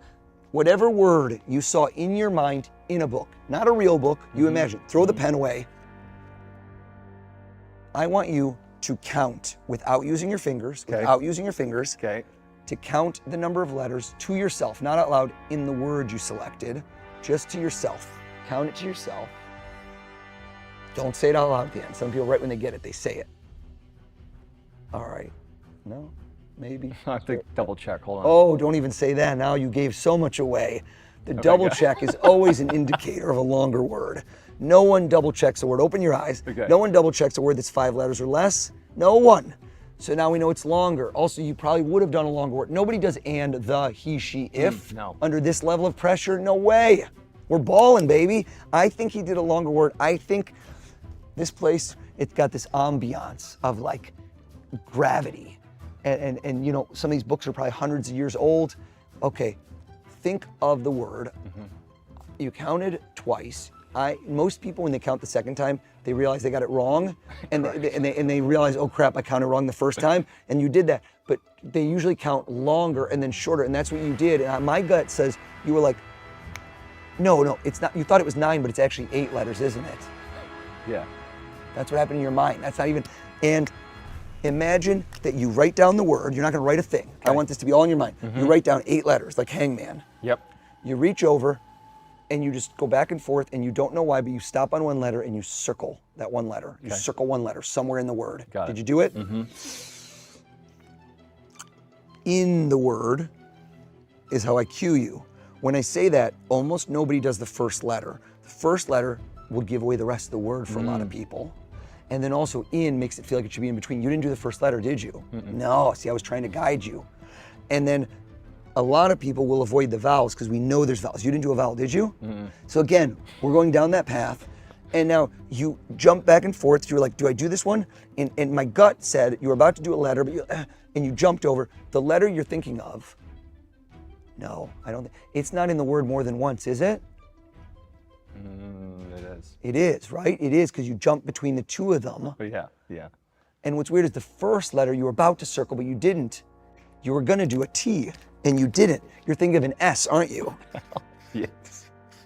Swear to them, there's no setup here. This is not staged. If you wrote this is gonna be literally, we have mind-blowing. a book, a room with hundreds of books, thousands of books. You imagine in your mind picking one up, opening it up, and going to any word. Close your eyes. Can you cover them with your hand, please? I want to show them at home because people will say later that I changed what I wrote somehow. All right. His eyes are covered. Can we see this from any camera or no? Have we seen one? Open your eyes. What are you picturing in your mind? You flipped an invisible book to page 67. You saw hundreds of words. You stopped. One of them jumped out at you. What was that word? Chastise. Chastise. What the hell, dude? It's such a random word. That's crazy. This is not staged. This is crazy. That's crazy. I picked that because that's the most bizarre word I could think of. That's crazy, man. I don't even know what to say. I'm like looking at other people, like I don't even know what I'm supposed to do. That is, I gotta be honest, I don't even know what to say. I'm shocked. I knew you probably would be able to do this, but this is not set up. But he walked in, and within 2 minutes we were filming. This is, I'm blown away. Create memorable moments that people take and the stories they tell. And you could chastise me, but you got a story that's going to live in your brain for a while. That's my goal. Is I just put a splinter in your brain. Oh my that you're going to try to pick out for years and be like, how did he know? And I wasn't even going to do page 67. I did that at the last minute. I changed. That is so wild. What was like your first time doing this? Like your first big moment of big trick with a big audience, and you nailed it. So I think certain things in life can't be bought, but have to be earned. Sure. The same way when you're in SEALs training, there's no check you can write to get that, right? So certain things in life you really have to earn. And so when I did that show, America's Got Talent, Yeah. I never expected to go as far as I did. I was truly, this isn't like, oh, this false humility. Every round I was in, I gave it my all, and I didn't think what I'm gonna do next. It's just like when I hear wide receivers who, at tight ends, when they say, what do you focus on when the ball gets thrown your way? Catching it. You do not think of what you're gonna do after you catch the ball or you drop the ball. And so my mindset every single time was this, I'm gonna just do everything I can in this round, kill it, and that's it. I never saw and then. There was no and then, which I think is a powerful thing to do, because as soon as you start thinking and then, you start getting hung up and you drop the ball. So where do I go with this? Every round, at the end of it, it was the highs and lows were insane. Because the highs were like, I just made it through. The lows were like, oh crap, I didn't plan what I'm gonna do next round, which might be in a week or two, it's gotta be better than this. So it was like these two mixed emotions. So when I got to the finale, this was like the heyday of the show in linear TV, which now people are like, TV, where do I watch Right. TV? Online? This is when like 15 million people would tune in live. Radio City Music Hall live. That means I am on a stage, Radio City Music, there's 6,000 people in the audience, and this is airing to everyone live, which means if you screw up, ain't no safety net. You don't get caught. You don't go to go, cut, it's not going right. So if chastise isn't the word, if you didn't think of the letter S, if none of those things happened, I can't get out of it. Oh So my my gosh, finale, that's intense. that was one of those moments that was life-changing. Yeah, I believe it. Yeah. I believe it. So you've accomplished so much, and you clearly are somebody that is taking big swings, like you've said. Do you have any sort of like bucket list life items that still are like, I really want to accomplish that at some point? It's funny you think that, because I think I'm just starting. So like in my mind, I'm so forward facing, and it's something I tell myself on a regular basis to like live in the moment, because it's always like, what's the next thing? What's the next thing? And that's a problem in life, because when you do earn certain things or have like pinch me moments, I have pinch me moments where I'm like in the room with Steven Spielberg or LeBron, and like you just have this moment of like, dude, just think back to you 20 years ago. If you could go in a time machine, meet yourself, like Marty McFly, and be like, you're not gonna believe what you're gonna do in 10 years or 20 years. But there's a lot of things. Having my own series, I'm so excited about that. That's been years and years and years in the making, of having not just all these clips that you see, but a show that you get to see who I am, not just what I do. Right. So you get a feeling for like, what am I? Who am I? What makes me tick? And hopefully the book too, which is for years something I didn't feel confident to write a book, because I'm like, what story do I have to tell, man? Like, I do these cool tricks, that's awesome, but I started to really see that I think some of the things that I do in my life that are surrounding the mentalism are the actual hidden tricks and tips for success. This whole thing, mentalism, is very fresh and new. It's been around for 100+ years, but I think people are just getting this awareness of it. And it's because of the sports teams, it's because of these things, but they're starting to see like, this isn't magic. This is really cool and different, and it captivates people's imaginations. And I'm trying to elevate the field, not just for myself, but like the other people that do it.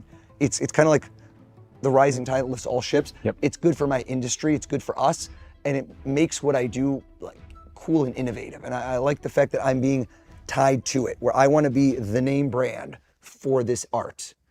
When you ask somebody in 5 years, who's your favorite mentalist? If you ask them that today, the question is, what's a mentalist? In 5 years, if I've done my job right, the instant answer to that question, you mean You mean like O's the Mentalist? Like the Google, the Kleenex, you create the moniker and the brand because you've aligned yourself so closely with what this is that people associate you with it. Dude, on that note, where's your book? That's amazing. We got to make sure that if you want more insights from the world's greatest mentalist, check out Read Your Mind. It's his new book by Oz Perlman. This is incredible. It has all those tips, tricks, secrets, mental hacks, you name it. You got to go check it out. Thank you so much for being on here. It's been a pleasure. Thanks, Take care, man. Thank you. Seriously, mind blown. This is, I don't even know what this is. Chastise 67, crazy. Thank you, Oz. You got it.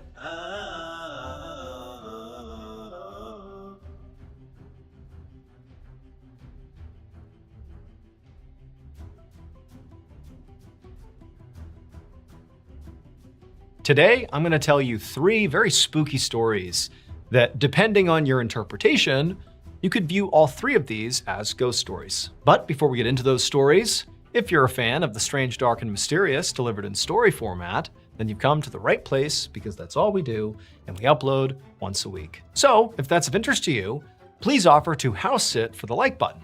But as soon as you get there, just take all their belongings and put them out on the curb with a big sign that just says free right next to them, and then just leave. Also, please subscribe to our channel and turn on all notifications so you don't miss any of our weekly uploads. Okay, let's get into today's stories.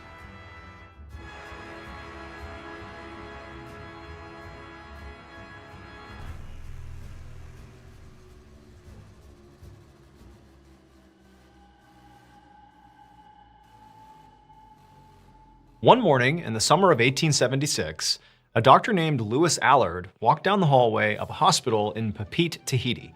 Tahiti is an island east of Australia. Lewis was just about to step into his office when he heard the hospital doors open, and he looked over to see a few policemen walking in, carrying this unconscious man on a stretcher. Just from the looks of the way this guy was dressed, Dr. Allard could tell he was a sailor. So a lot of Dr. Allard's patients were sailors because Papeete was a port town. So if people got sick or injured at sea and then docked in Papeete, they would come to the hospital right there. So Dr. Allard walked over to the police and asked them what was going on with the sailor. And the officers explained that this man's friends had found him unresponsive that morning, apparently after a very long night of drinking. Dr. Allard nodded and then motioned for the police to follow him and bring this guy with him, and he led them over to an exam room where he had them lay out the sailor on a table so that Dr. Allard could look him over. The sailor appeared to be pretty young. He was in his 20s maybe, and he appeared very healthy and strong.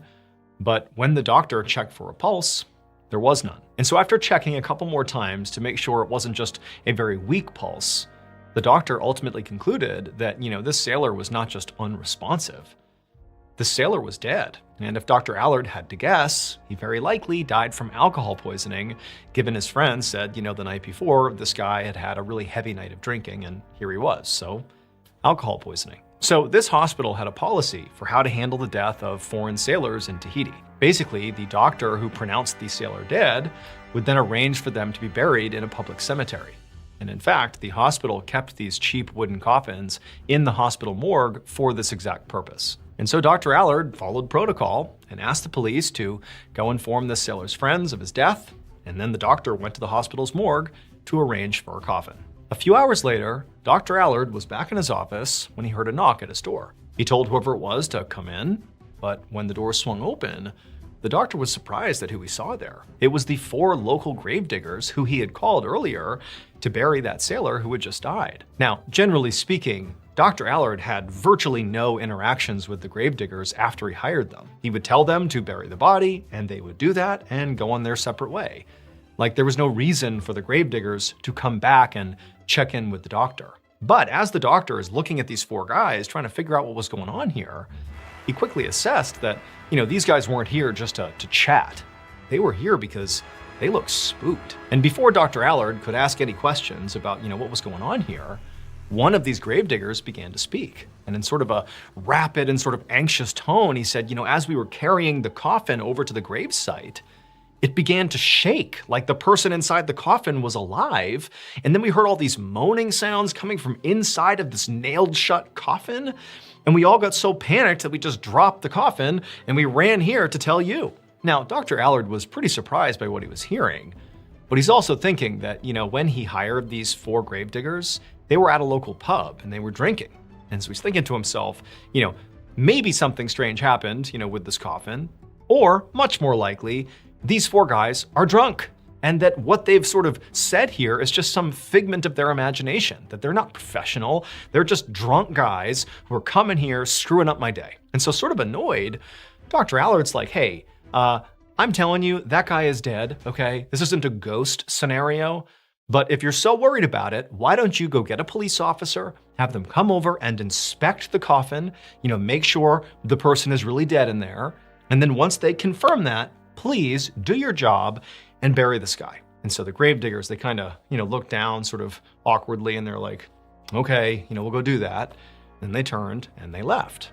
And then Dr. Allard got back to work. And then a few hours later, Dr. Allard heard another knock on his door. And this time when the door opened, it was a police officer. And it was actually the officer that the 4 gravediggers had gone and found at Dr. Allard's suggestion. And he had gone over, checked the coffin, and the coffin wasn't moving, it wasn't making any weird sounds, it was sealed shut, there was nothing going on. And so the officer eventually instructed the gravediggers, to go ahead and bury it, there's nothing going on here.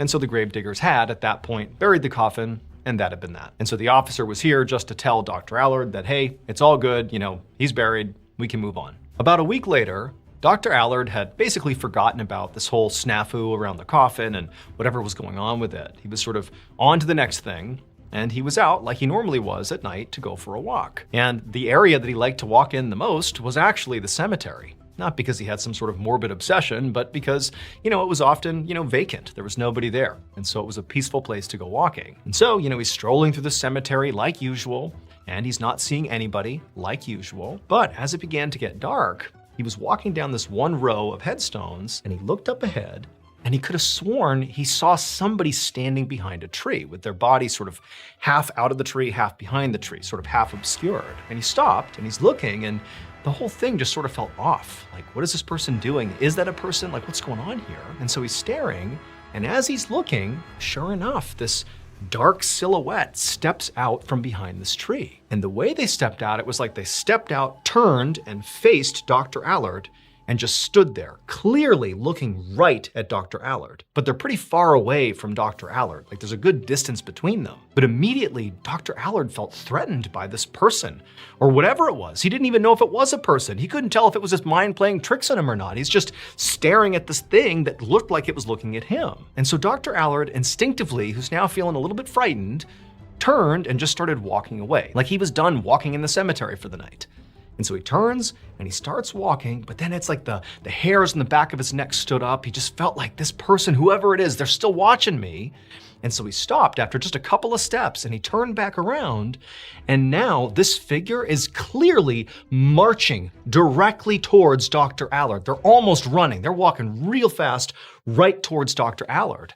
And so now Dr. Allard's terrified. He knows there's something happening here. Why would this person be doing this? Like, is it a person? Like, what's happening here? And so Dr. Allard, he turns and starts to run. And as he's running, he hears this horrible high-pitched scream echo across the entire cemetery. And then he looks back one last time and he sees the face of this figure, this person charging towards him. And it's the same guy who died a week ago, the same sailor that he buried, the one who presumably was moving around in the coffin the gravediggers were so scared of. It was him, and he jumped on Dr. Allard and began throttling him, and Dr. Allard's on the ground staring at this ghastly face. This scream is coming out of him. He had no idea what was going on, and then Dr. Allard just blacked out. A few minutes later, Dr. Allard came to, and he sat up suddenly, and he's looking around, and there's nobody there. It's just a dark, vacant cemetery. No sign of the dead sailor's ghost or whatever, or whoever it was. They're gone. And Dr. Allard's just sitting there, his heart's racing still, and he's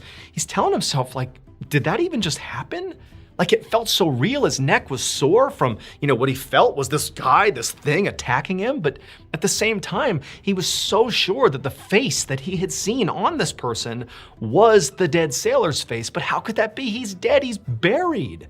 How could that be? And so ultimately, Dr. Allard, he got up and he hustled back to his house. But over the coming weeks, Dr. Allard sort of spiraled into madness, because it was like every day, all the time, he would see out of the corner of his eye for a second like a glimpse of this dead sailor's ghost. And it was always that face, that ghastly face, that shrieking face looking right at him. And he'd turn and, the face would disappear. But Dr. Allard, he just felt like he was almost being haunted, that something had happened, like that attack in the cemetery. It had felt so real. He felt like now this ghost was literally haunting him. But he couldn't tell anyone. I mean, he's a doctor. What's he gonna do? Tell people that a ghost is haunting him? He didn't know what to do. And so what he ended up doing after several weeks is he just began staying home and laying in bed, basically feigning illness to avoid leaving the house. And he would just lay there with his eyes closed basically all day, because as soon as he opened his eyes, he would see this dead sailor's face. He really was losing his mind. And then eventually, when Dr. Allard knew he had to stop basically staying in bed all day and go back to the hospital and sort of function in society again, go back to work, otherwise people were gonna start asking questions here, like, what's going on with you? And he didn't have an answer, When that time came and he knew it was sort of like, okay, go back to normal or tell people about this. Well, what Dr. Allard ultimately did is he decided to walk up to the roof of his house and throw himself off. He literally couldn't live with what he believed was this ghost haunting him 24/7. When the doctor's close friends found out that the doctor had taken his own life, they immediately went to the police and said, hey, wait a minute, we think this has something to do with what he was dealing with over the past several weeks. So the doctor, despite not wanting to tell anybody about, his haunting, he did sort of begin to tell a couple of his close friends. Now, he was sort of subtle about it, but he began telling people that he's like, yeah, I keep seeing that dead sailor's face everywhere I go. I just keep seeing him. Now, he didn't highlight the fact that he was basically losing his mind over it and thought it was literally a ghost. But a couple of his close friends were aware that it almost seemed like, Dr. Allard was effectively having a mental breakdown over this dead sailor. And they did sort of connect that Dr. Allard sort of felt haunted by this dead sailor. And so, said close friends ultimately went to the police and said, hey, I know this is a stretch, but the doctor kind of thought he was being haunted by this dead sailor before he died. We think that has to do with why he took his own life. And sort of amazingly, the police, the way they responded to this was, okay, we're gonna look into this. We're gonna investigate the haunting, so to speak. And what they did is they exhumed the coffin of that dead sailor. They didn't know what else to do. They just decided they would do that. And so they raised the coffin out of the ground and they open it up and they cannot believe what they see. So it would turn out those 4 gravediggers had been totally justified in being scared about what they thought they heard and felt in that coffin when they were going to bury it. Because the sailor was not dead. He was just so drunk that it felt like he was dead. They couldn't feel his pulse. Dr. Allard had been wrong. The sailor was not dead. He was totally alive. And so as he was being carried over to the gravesite to be buried, he really was moving around inside the coffin and moaning because he was horribly hungover, but totally alive and, grappling with the fact that he's now, confined inside of this coffin. He likely had no idea what was going on, so you can imagine the types of sounds and things he might be doing. And so the gravediggers, they were right to be scared. They did get a police officer. The police officer came over, and for whatever reason, when he inspected the coffin, he saw it was sealed. There was no movement inside the coffin. It was totally quiet. So, the sailor inside, he just wasn't moving or making any sound. And so the police officer greenlit burying him. So the living sailor inside the coffin is buried underground by these gravediggers, and they go their separate ways afterwards. But then that sailor wakes up again. He begins thrashing around after being buried in the ground. And he actually managed to break out of the coffin and climb out of the ground. He saved himself. He literally, survived being buried alive. But he was furious at the doctor, who so cavalierly just decided he was dead and I'll go bury him. And so he decided he would play a prank on the doctor to get back at him. So what he did is he filled his coffin up with rocks and he sealed it back up and he reburied it so nobody would know anything. And then for the next week or so, he just kind of hid out and didn't let anybody know that he was actually still alive. And then, after about a week, he knew the doctor took his walks in that cemetery, and so he hid behind a tree in the cemetery and waited for the doctor to be alone making his walk. And when he saw him, It was the sailor, fully alive in the flesh, stepping out from behind the tree, looking at the doctor. That was him. It really was the sailor. And he really did run forward, shrieking, pretending to be a ghost. And he attacked Dr. Allard, basically giving him the impression that his angry ghost was attacking him. And then after Dr. Allard passed out on the ground, the sailor ran off. But for Dr. Allard, who fully believed that sailor was dead, can you imagine what he thought when he saw, the sailor attacking him and shrieking in the middle of the cemetery? He fully believed that was the sailor's ghost, and he had this totally real experience getting attacked by the ghost. And so even though he survived the encounter, it drove him mad. He began seeing the dead sailor, the ghost, everywhere he went, and it eventually drove him to kill himself. And so when the police opened up that coffin, all they saw were all the rocks the sailor had left behind. But following the doctor's suicide, that sailor apparently skipped town and was never seen again.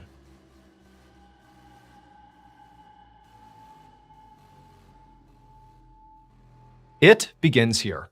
From the director of It comes It, Welcome to Derry, the chilling new HBO original series exploring one of horror's biggest terrors, Pennywise the Clown. Set in 1960s Derry, Maine, the new HBO original series premieres Sunday, October 26th on HBO Max. Also, you can listen to the official It, Welcome to Derry podcast wherever you get your podcasts.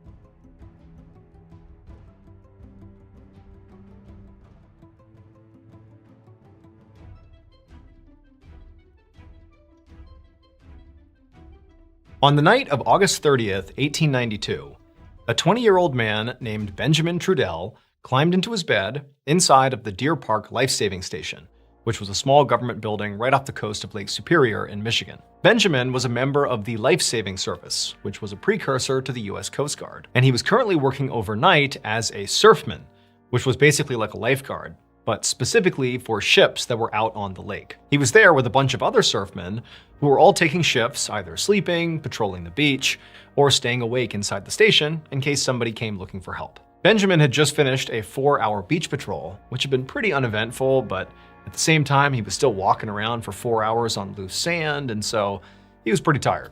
And so now that he was back at the station, he had a little bit of time where he could basically take a nap. And so he set his alarm for 4 hours later, which is when he would need to be awake in the station to take on another shift. And then he told his fellow surfmen that he was gonna close his eyes for a minute. And then he climbed into bed and fell asleep. A few hours later, though, Ben shot up in bed and began frantically looking around the room. He was covered in sweat, his heart was racing, and after a second, he realized that, he's okay. He's in the station, he's safe, and what had just happened to him was just a dream. He had had a terrifying nightmare, but it had felt so real that it really took him a second to, understand that that's all it had been, just a dream.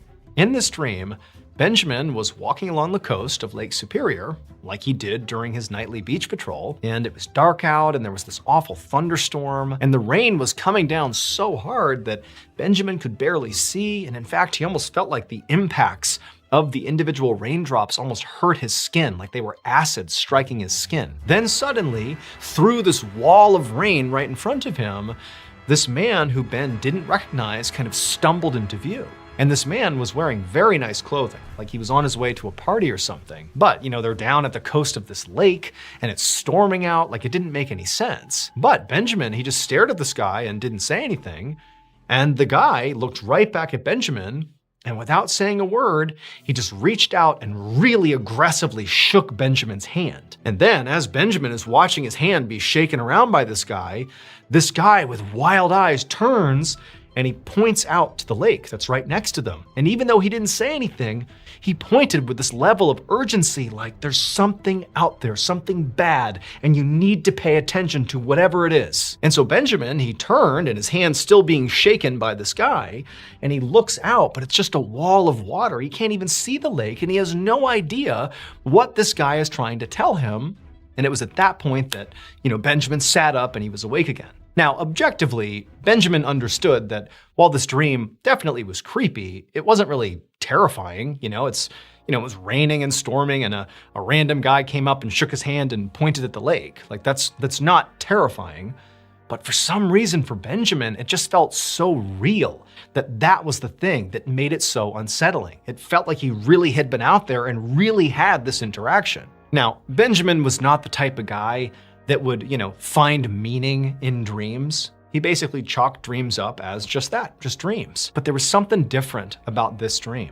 He felt almost intuitively like what had just happened in his dream was a warning. That man, whoever he was telling Benjamin something, and it had to do with the lake, but he didn't know what it was. But as Benjamin thought about this, he knew how sort of crazy that sounded.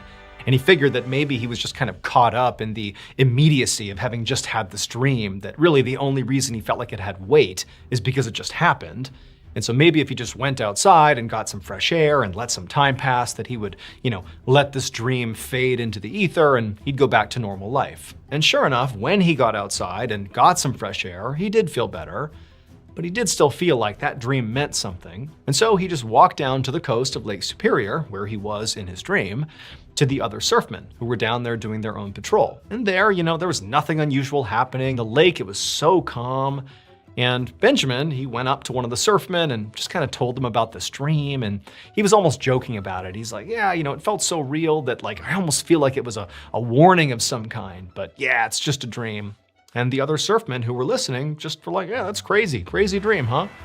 And that was it. The following day, around noon, Benjamin and his fellow surfmen were hanging out inside the life-saving station when all of a sudden, this guy comes stumbling into the station and he looked awful. He was soaking wet, he was covered in all these cuts and bruises, and he was visibly shaking so much that it almost looked like he was about to collapse right there onto the floor. Benjamin immediately asked the guy, hey, what's going on? What's brought you here? What's happening? And the man, who clearly was struggling to just breathe at this point, sort of composed himself and just said, I was out on the lake last night on a ship that sunk. And as soon as he said that, Benjamin was in total disbelief. Because if a ship sunk on Lake Superior, the life-saving service that Benjamin was a part of was supposed to know, because they patrolled the lake and tracked the vessels out on the water. So it seems sort of impossible that a ship could sink and his crew, the surfmen, would somehow not even know about it. And then, at the same time Benjamin is thinking this, he couldn't help but go back to that dream he had had. It had happened last night, and it just seemed like this guy was warning Benjamin about something out on the lake. It just seemed way too coincidental that this guy's here the next day talking about a shipwreck out on the lake around the same time frame. The survivor of this shipwreck explained that the ship had been really far out on the lake, probably too far away from shore for them to even see. And he said that he and several other people had made it onto a lifeboat, but the boat had capsized. And he had spent hours and hours swimming to shore, and he had just gotten here, and that's why he'd come in, and he was soaking wet and so tired because he had just swam all night. And he said he didn't know about any of the other survivors or if there were any other survivors. All he knew is that he was here and he has no idea what else happened. And so Benjamin and the other surfmen immediately gave this man a blanket and some food and some water, and then they quickly sent out a fleet of boats to go search the lake to hopefully find other victims of the shipwreck. That evening and all through the night,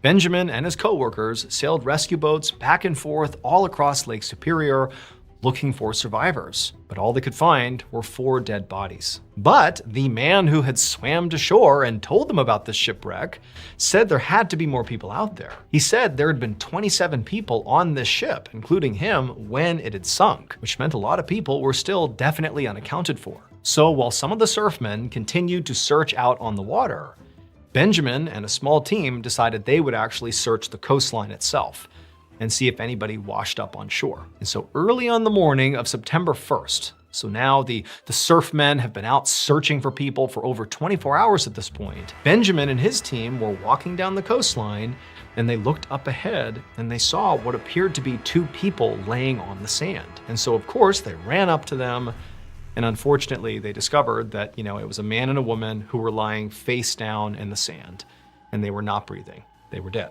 And so Ben, he knelt down next to the man and he began rolling his body over to get a look at him. And when he did that, 2 things happened. When he rolled him over and actually got a look at this guy's face, he saw immediately that it was the exact same guy from his dream. The guy who had shaken his hand and pointed out at the lake.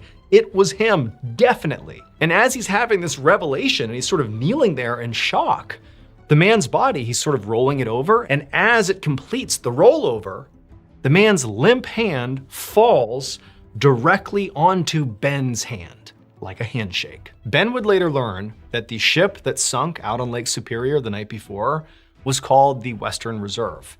And apparently, it had sunk during the exact same time that Ben had that nightmare. And the man that Ben saw in his dream, the man that had been pointing out at the lake and shaking his hand in the dream, and then Ben found on the shore dead, who then in his death flopped over and put his hand in his hand all over again, was a guy named Robert Minch. And he was part owner of the Western Reserve ship. For the rest of Benjamin's life, he believed that Robert's spirit had actually visited him in that nightmare to warn him about the shipwreck that was literally happening right then and there. That he was shaking his hand and pointing out at the lake like, hey, go out there right now. There's something horrible happening. A ship is sinking. People need your help. But when Benjamin woke up, despite really feeling like this meant something, this dream was a warning, he didn't actually go out and search the lake. And so as a result, the ship sank. In fact, of the 27 people who were on board that ship that sank, 26 died, including Robert, the owner. The only survivor was that man who swam to shore and told them after the shipwreck had already happened.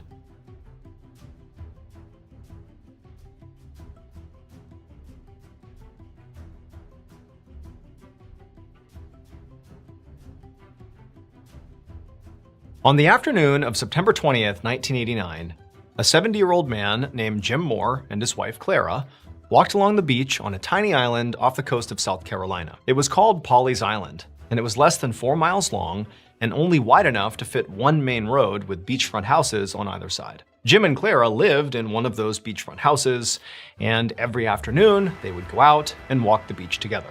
That particular day, as they walked, Jim could see some clouds gathering off in the distance, right above the ocean. And he'd actually seen a weather report recently about this big storm called Hurricane Hugo that was supposed to be heading their way in the next couple of days. Living on an island, Jim and Clara were pretty used to getting warnings like that. I mean, storms were sort of a big deal on an island because you're pretty isolated. And they were just planning to evacuate if the weather, got pretty bad. But for now, it did seem like the weather wasn't too bad, so they were sticking it out. However, it did sort of seem like basically everybody else on Pawleys Island had taken the storm a little bit more seriously, and most of them had already evacuated. And in fact, as Jim and Clara are walking, normally they would see lots of people out doing what they were doing, walking the beach, but today, there was just one person really far down the beach, just this one guy walking towards them, but that was it. The rest of the beach was basically deserted. But Jim and Clara were, veterans of Pawleys Island and certainly veterans of other storms that they had weathered in the past, and so they weren't worried yet. And they just continued to, walk down the beach and chat and just kind of stare out at these growing clouds and just have a normal day. But as they're walking, Jim was sort of keeping an eye on this guy, this one other guy on the beach that was walking towards them. Now, he wasn't literally walking towards them. He was just sort of walking in the other direction. And so inevitably, both Jim and Clara and this guy were going to pass each other. And as Jim got closer to this guy, he realized he actually didn't recognize him. And realistically, Pawleys Island was so small that Jim and Clara basically knew everybody, or at least could recognize everybody. But this guy, who was wearing this long gray coat and this wide-brimmed hat, and he kind of had his head down, Jim didn't recognize. And he told Clara, hey, who is this guy? As they're walking closer and closer, and she's like, I don't know, I've never seen him before. But, there was no cause for alarm here. It's broad daylight, and who cares if there's a stranger on the island? Of course, people that live here have guests all the time. This is probably just somebody visiting somebody who lives here. And so they're walking, getting closer and closer. And then finally, when Jim and Clara were about, 10 feet away from this guy, the guy in the big gray coat, Jim, to be polite, just said, hey, how you doing? Because they're the only people on the beach. You can't just ignore each other. But the guy in the gray coat, he just kept that big hat sort of angled down and just briskly walked right past Jim and Clara and didn't even acknowledge them, which is there's nobody else here. What are you doing? It's sort of rude. And so Jim and Clara, they look at each other like, that's weird. They keep on walking. And then for whatever reason, Jim just turns around and looks towards this guy, the guy who had just passed them, the guy in the gray coat. And when he looked, he just stopped. because the guy was gone. And there's nowhere to go. There is no, shrubs or trees or anything. This is a wide open, flat beach. And this guy has just passed Jim and Clara like seconds ago. He can't be anywhere else. He has to be on the beach. There's nowhere to hide. And so Jimmy grabs Clara and he's like, look, he's gone. And she turns around and she's like, what's going on? That's not possible. And they're looking like, did he go in the ocean? But they're looking out in the water and there's no sign of him. The only place, maybe he could have gone is if as soon as he passed by Jim and Clara, he hard turned and ran inland and hid, behind one of the houses. But that's pretty far away. It just didn't seem possible that in that short of an amount of time, he could get up there and hide. And also, why would you do that? That's such bizarre behavior. And so Jim and Clara, they're just standing there like trying to come up with some reasonable theory to explain where this guy went, but they just couldn't do it. It was like this guy just disappeared. And so eventually, Jim and Clara just had to turn back around and finish their walk and make their way home. And the whole time, all they could talk about was this disappearing man in the gray coat, because it defied any rational explanation. Where did he go? When the couple finally got back to their house, by this point, the clouds that had been gathering outside were now very dark, and it really did seem like a serious storm was on the horizon. And then when they turned on the TV, they put on the Weather Channel, and there was this bulletin that the South Carolina state government had actually issued an evacuation order to all inhabitants of Pawleys Island, because apparently Hurricane Hugo was getting bigger and faster and more destructive, and it appeared like Pawleys Island was clearly going to be in the path of this hurricane. And so at this point, Jim and Clara forgot about the gray man and realized like, hey, we got to pack our stuff up and go. We thought we had maybe a day or two before we'd have to evacuate, but no more. We got to go right now. And fortunately for them, they actually had an adult daughter who lived right on mainland South Carolina. And so they could stay with her on short notice, no problem. And so they quickly packed up, they hopped in their car, and they drove on the one main road until they hit the bridge that went over the ocean.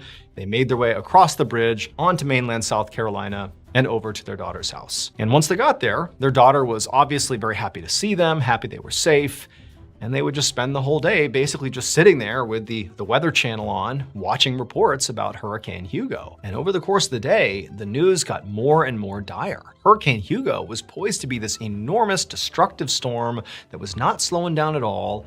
And unfortunately, Pawleys Island was really looking like one of the main areas that was going to be affected by this storm. In fact, the meteorologist was saying like, it is not safe to be on the island at this point. I mean, there's a chance that all the structures on the island could be leveled by the end of this storm. So Jim and Clara, they're obviously happy they are safe, on mainland South Carolina with their daughter, but they live on that island. Their house, everything they own, it's on that island. And so the idea that they were just helpless and their house is going to be destroyed was sort of just terrible. Like, what can you even do? You're helpless. And so as they began to sort of spiral into all their anxieties around what's going to happen, eventually one of them said, hey, let's just accept that we're in this position and let's just change the subject. We're safe here. Don't worry about what the storm's gonna do. Let's just change the subject. And the first subject that was raised was Jim and Clara's encounter with that strange disappearing man in the gray cloak. And so Jim and Clara, they told the story to their daughter about this weird guy they saw and how he just kind of vanished. And their daughter was like really interested listening to the story. And when they were done telling it, she looked at her parents and was like, I think you might have seen the gray man. Now, Jim and Clara had lived on Pawleys Island long enough to know about the legend of the Gray Man. As the story goes, 150 years earlier, there was this sailor who was making his way to Pawleys Island to see his fiancée who was there.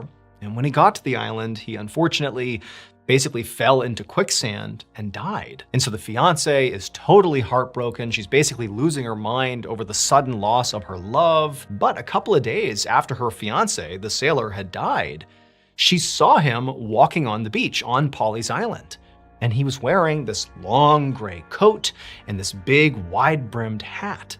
And he was walking towards her and she was so overjoyed. She knows it doesn't make any sense, but she runs to her beloved sailor.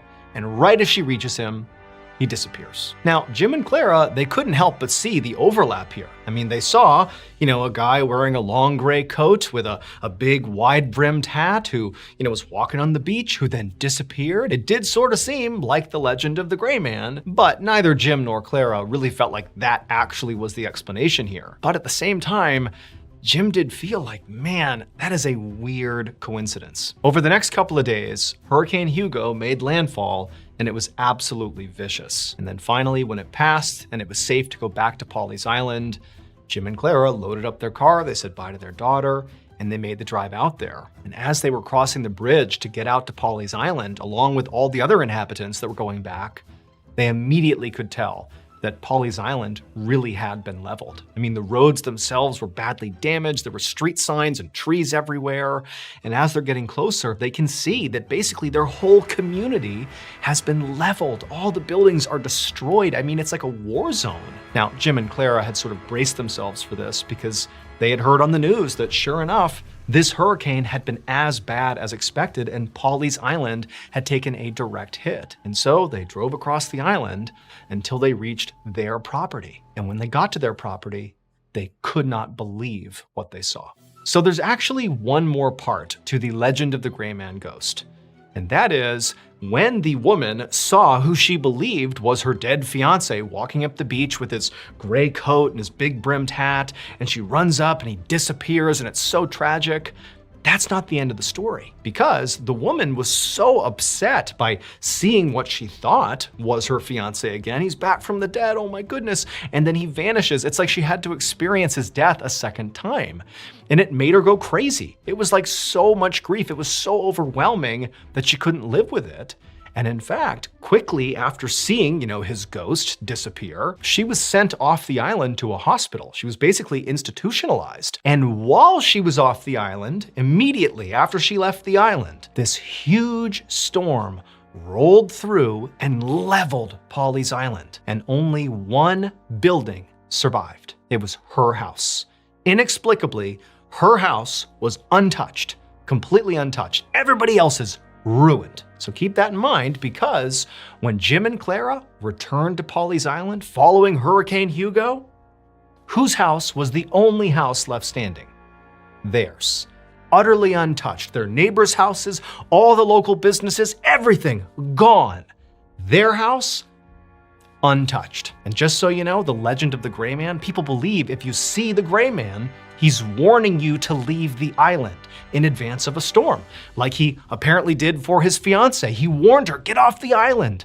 And if you heed his warning, the legend goes, your house will be spared. And people believe that's exactly what happened to Jim and Clara.